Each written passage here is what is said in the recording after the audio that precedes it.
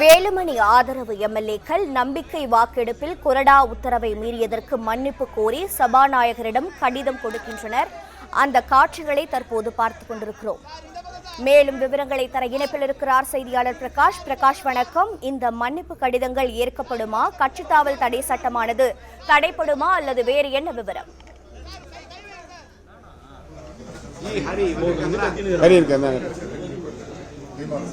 மாநில உறுப்பினர் திருமதி லீமா ரோஸ் சொல்லிருக்காங்களா?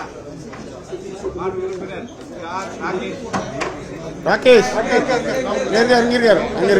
முன்னாடி வா.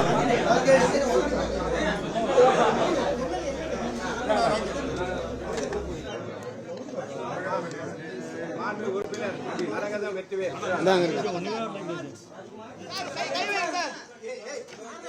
சார்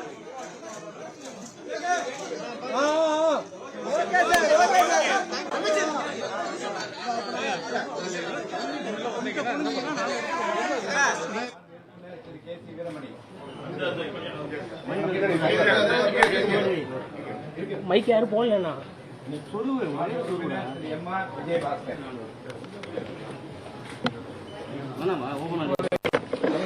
மாண்பு உறுப்பினர்கள் என்னோடு தனியாக பேச வேண்டும் என்று விரும்புவதால் ஊடக நண்பர்கள் பத்திரிகையாளர் அனைவரும் தயவுசெய்து வெளியேறுங்க. உங்களுக்கு வெளியே வந்து அவருடைய என்ன இருக்காங்களா?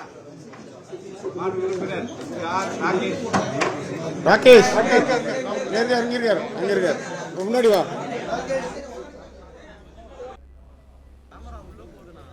திரு வேலுமணி ஆதரவு எம்எல்ஏக்கள் நம்பிக்கை வாக்கெடுப்பில் கொறடா உத்தரவை மீறியதற்கு மன்னிப்பு கோரி கடிதம் கொடுக்கின்றனர்.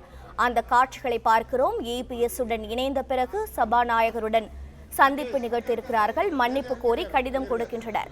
விவரங்களோடு இணைப்பில் இருக்கிறார் செய்தியாளர் பிரகாஷ். தற்போது வேலுமணி ஆதரவு எம்எல்ஏக்களின் மன்னிப்பு கடிதம் ஏற்கப்படுமா? கட்சித் தாவல் தடை சட்டம் அவர்கள் மீது கொடுக்கப்பட்டிருந்தது, அது என்ன ஆகும்? விவரிக்கலாம்.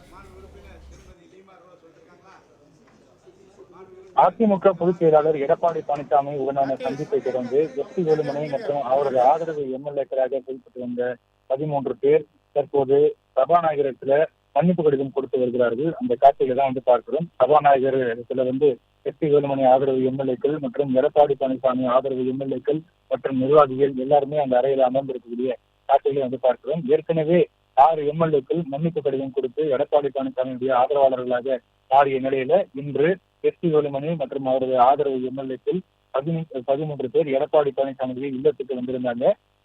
மற்றும் விராலிமலை விஜயபாஸ்கர் அவர் ஏற்கனவே தலைமைச் செயலகத்துக்கு சென்று சபாநாயகரிடத்துல அவர் ஏற்கனவே கொடுத்த கடிதத்தை திரும்ப பெறப்பட்டிருப்பதாக கூறப்படுகிறது.